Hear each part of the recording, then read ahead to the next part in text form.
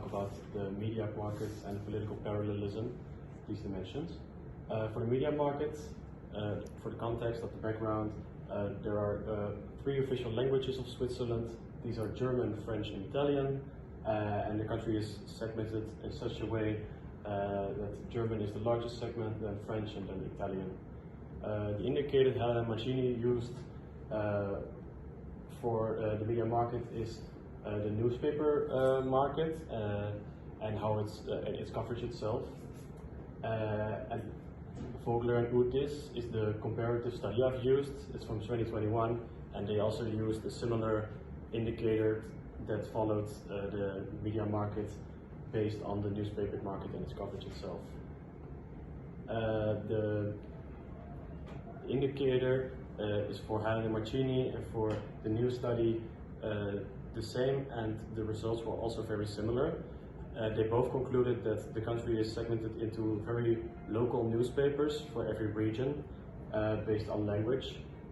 But the study in 2021 also stated and found out that even though there are these local newspapers, they still overlap in its coverage.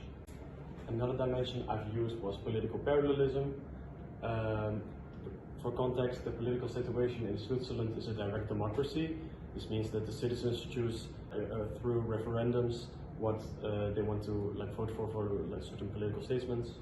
This has been like this for over 100 years in Switzerland, and this is important to look when you look at the indicator. The indicator is newspaper media concentration, and my comparative study was a study by Bonfadeli and Meyer in 2021. This study covered that they found out that the local newspapers, what I've talked about for the media market, are becoming more concentrated. For example, there are less and less local newspapers, and they are bought out by bigger conglomerates. They stated that even though there are still these local newspapers, they cover more similar topics and more politically similar topics, and that way people are receiving more similar information than they did when the study of Helena Mancini was conducted. Okay, so I'll be talking about journalistic professionalization and state intervention in Switzerland. Journalistic professionalization is in a very good state in Switzerland because, well, a lot of journalists are highly educated in Switzerland. About 70% of journalists has a degree in journalism or comparable fields such as communication. But what is interesting is that we see a lot of young journalists starting to work for the private sector, even though there is a huge salary gap between the private sector and the public sector. People working in the public sector earn significantly more, and there is also a larger amount of journalists working in the public sector. You could wonder if this could be seen as political instrumentalization by the government to get more journalists to work for the public sector. There are arguments that support that claim, and there's arguments that don't. For instance, there is a majority, it does seem to be some truth to the notion that most journalists in Switzerland are left-leaning. At the same time, journalists do seem to really identify with the objective reporter based on research. Then when looking at state intervention, we're looking at the Swiss Broadcast Corporation, which is funded by the federal government. And what's interesting is when looking at social media posts concerning news is that people find publicly funded social media posts concerning news far more trustworthy than those posted by the private sector. So it seems like the domination of Swiss mass media by the Swiss Broadcast Corporation goes hand in hand with a very positive perception of the public.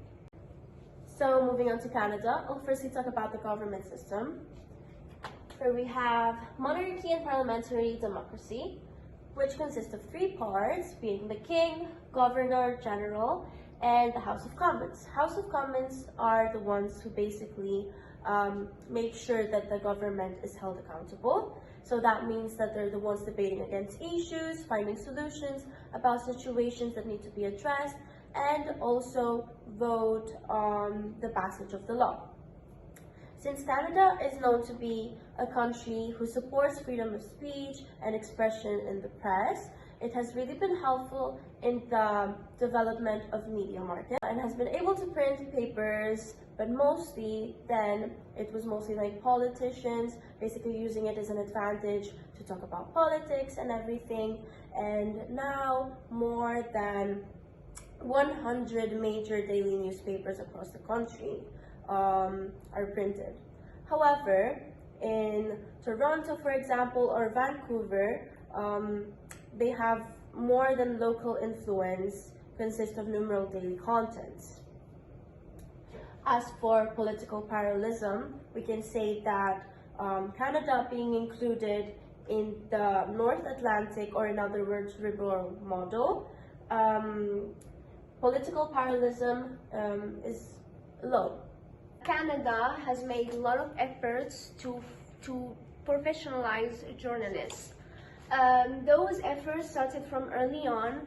As an example for that, we can consider the establishment of journalism courses in universities, also the formation of the Canadian Press Organization, and also we can point out the Canadian Association of Journalists, which was established in 1978.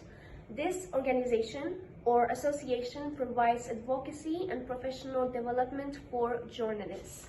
The association has been going on for many years now, and in 2022 they are making new efforts in order to professionalize journalism. One of those efforts is the 2022 mentorship program, where they match a bunch of journalists or young students with mentors who will mentor them and who will give them advice. Another effort made by Canada is the formation of CAG, or the Canadian Broadcasting Company. What I mean by that is that Canada is making a Canadian public broadcast for both radio and TV, and it's a federal crown corporation that receives most of its funds from the government.